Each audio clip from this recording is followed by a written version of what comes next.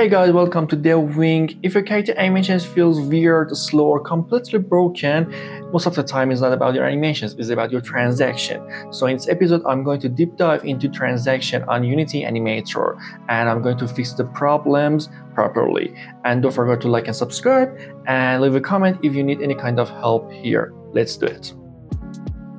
Okay, as you can see, we have some states here, and we have a default transaction here that you can change it from here, and you can say make a transaction to another state. So I'm going to add another transaction from idle to work. We can just make a right click and make a transaction from here, and you can see we have some configs here, but without any kind of change. Let's see the result.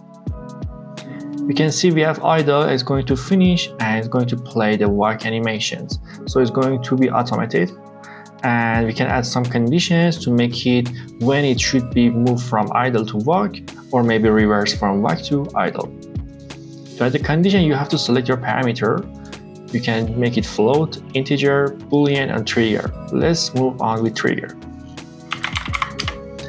Okay, now you can just add this parameter here. We have work, and you can play it again. You can see we have no movement and transaction from idle to work for now, but if I just press this one, you can see after finish it's going to move on work. And you can do it from the reverse, so I'm going to add idle, and now we have another transaction from this one to here, and now we have another one. Okay, now move on work. Now we have work, and then I'm going to move from idle to work to idle.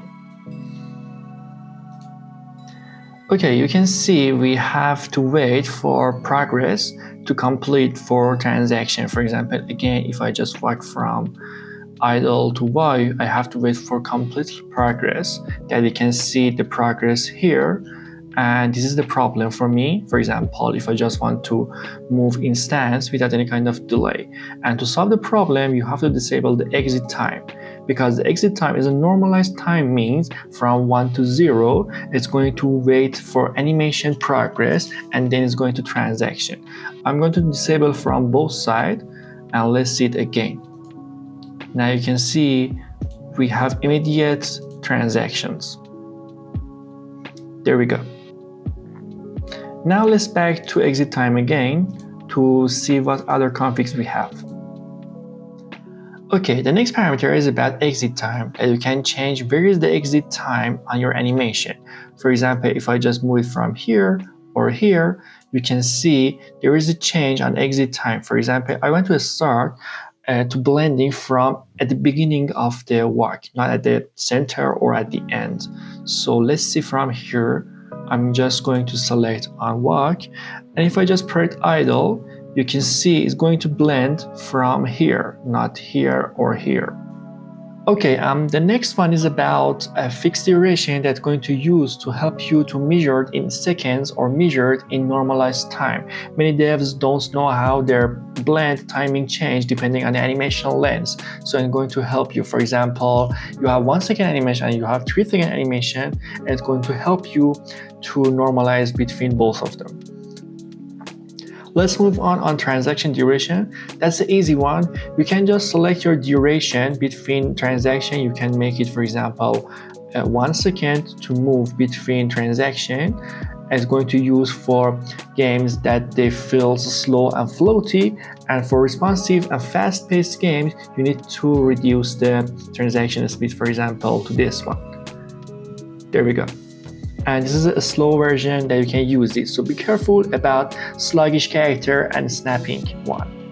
And the next one is about transaction offset. How transaction offset start next animation and a specific progress. So you can just move it from here and here. For example, I want to just play my idle from the end, or I want to play from the start. So it's going to help me to make an offset for them.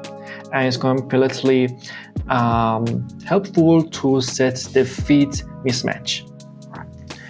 Okay, the next one is interruption source that I'm going to use full. For example, what happens when a new transaction interrupts a current one? and it's essential for combat system, combo system, and input spamming. Imagine you are spamming your clicks for attack and it shows only one animation and it feels stuck. So to do that, I'm going to add some trigger first for attack 1 and attack 2. Then I'm going to move a default to walk. I don't need idle for now. I'm going to simulate spamming, and I need to make a transaction for this one and this one.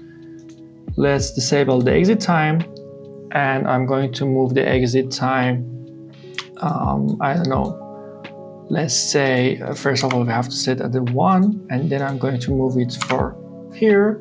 Now we have 1 1 here, and let's move on this one.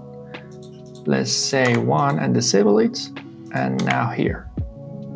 Okay, we have transaction here and here. So I'm going to add the conditions too for this one. We have attack 2, and now, sorry, we have attack 1 for this one. Okay, perfect. Now we have interruption here, and the next one that I'm going to tell you about, it's any state. That is very useful, that you can just make a transaction, for example, for attack here and here, and you can just add the conditions again.